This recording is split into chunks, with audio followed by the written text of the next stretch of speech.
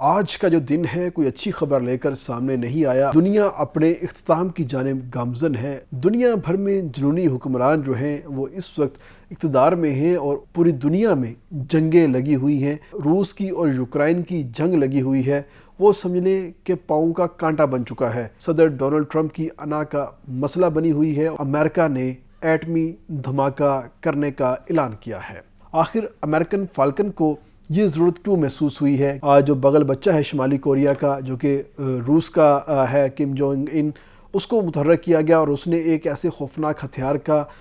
Testing کی، launch کیا۔ کسی بھی اسٹیٹ کو آسانی سے نشانہ بنایا جا سکتا ہے اور اس کے قریب جا کے اس کو بلاسٹ کیا جا سکتا ہے۔ ڈونلڈ ٹرمپ کو ایسی سلامی دی کہ ڈونلڈ ٹرمپ جو ہے اس پہ سٹ پٹا کے رہ گئے۔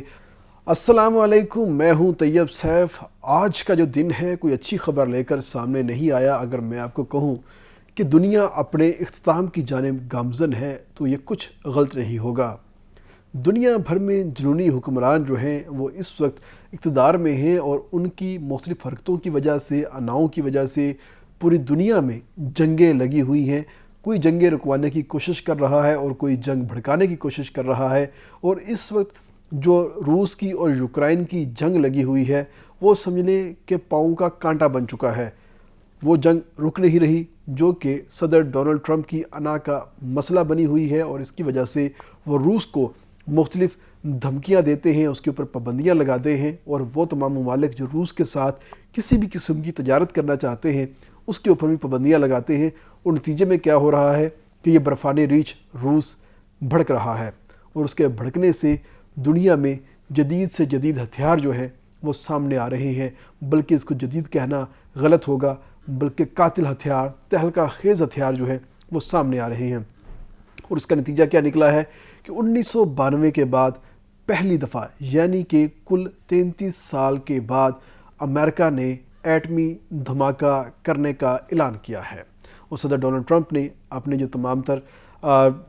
ایٹمی ہتھیار سنبھالنے والے جو فورسز ہیں ان کو یہ ہدایت جاری کر دی ہے اور کہا گیا ہے کہ ایٹمی دھماکے کرنے کی تیاری کریں، کیونکہ امریکہ کے پاس دنیا کے سب سے زیادہ ہتھیار ہیں، یعنی کہ 5500 ہتھیار، 5000 سے زائد ہتھیار امریکہ کے پاس ہیں، اور ان کی ٹیسٹنگ کرنے کا حکم باقاعدہ طور پہ دے دیا گیا ہے۔ آخر امریکن فالکن کو یہ ضرورت کیوں محسوس ہوئی ہے کہ اس کو اپنی جو ٹیسٹنگ ہے وہ کرنا پڑ جائے؟ اس کے پیچھے بہت ساری وجہ ہے۔ صدر ڈونلڈ ٹرمپ اب تک تقریباً 8 سے زائد جنگیں رکوانے کا کریڈٹ لے چکے ہیں، اور وہ یوکرائن جنگ بھی رکوانا چاہتے ہیں۔ اسی لیے انہوں نے صدر پوٹن کے ساتھ مختلف اوقات میں اور ملاقاتوں میں یہ خواہش کا اظہار کیا کہ ہم اس جنگ کو روکنا چاہتے ہیں، لیکن رشیا اور امریکہ اور یوکرائن ایک بات کے اوپر اکٹھے نہیں ہو پا رہے، جس کی وجہ سے یہ جنگ جو ہے کسی صورت بھی رکنے کا نام نہیں لے رہی۔ دوسری جانب یوکرائن جو ہے وہ اٹیک کرتا ہے، اس کے اٹیک کے نتیجے میں رشیا ان کی جانب مزید بڑھتا چلا آ رہا ہے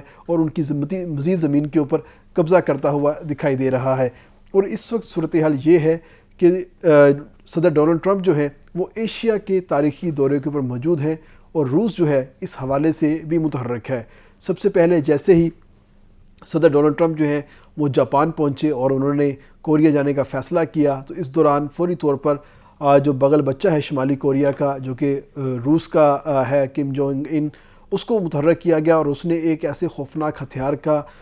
ٹیسٹنگ کی، لانچ کیا، اور لانچ کرنے کے ساتھ ہی ڈونلڈ ٹرمپ کو ایسی سلامی دی کہ ڈونلڈ ٹرمپ جو ہے اس پہ سٹ پٹا کے رہ گئے، اور انہوں نے اس کے اوپر اپنا احتجاج ریکارڈ کروایا کہ اگر آپ نے اپنے اس ہتھیار کی ٹیسٹنگ کرنا ہی تھی تو میرے جانے کے بعد یا میرے آنے سے پہلے بھی کی جا سکتی تھی۔ میری موجودگی کے اندر آپ نے ہتھیاروں کی ٹیسٹنگ کی ہے، یہ ایک خطرناک بات ہے، اور یہ مجھے ایک پیغام دینے کی کوشش کی گئی ہے۔ اس کے ساتھ ہی صدر ڈونلڈ ٹرمپ کی چائنیز صدر شی جن پنگ کے ساتھ ملاقات ہوئی ہے، اور اس ملاقات میں دونوں ممالک نے اپنے آپ کو امن کے ساتھ آگے بڑھنے کے حوالے سے بات کی ہے، لیکن اس دوران روس کی جانب سے ایک بڑا ایڈونچر سامنے آیا ہے، اور اس ایڈونچر کے اندر انہوں نے اپنے ایک ایسے خوفناک ہتھیار کا ٹیسٹ کیا ہے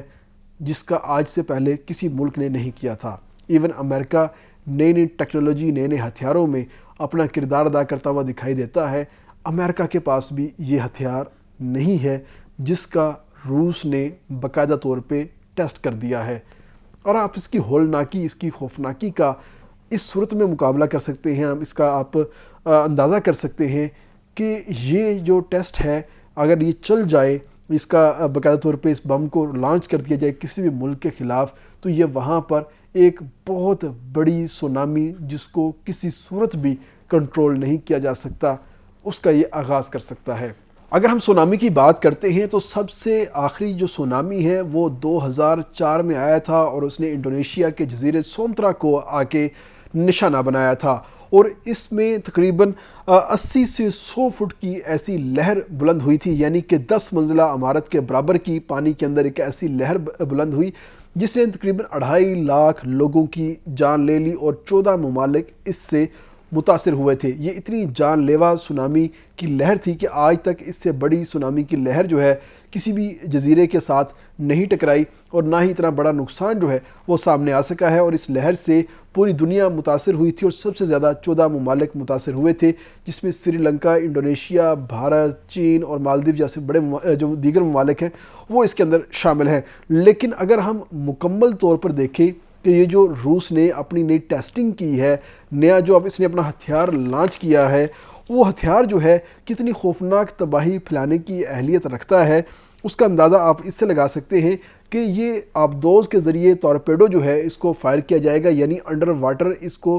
فائر کیا جائے گا۔ یہ ہوا میں نہیں جائے گا، زمین کے اوپر نہیں جائے گا، بلکہ یہ پانی کے اندر ہوگا اور وہیں سے اس کو فائر کیا جائے گا۔ اس کی جو کیپیسٹی ہے 100 میگا ٹن ہے، یعنی کہ یہ 100 ٹن سے زائد اپنے اندر وار ہیڈ جو ہے وہ لے کر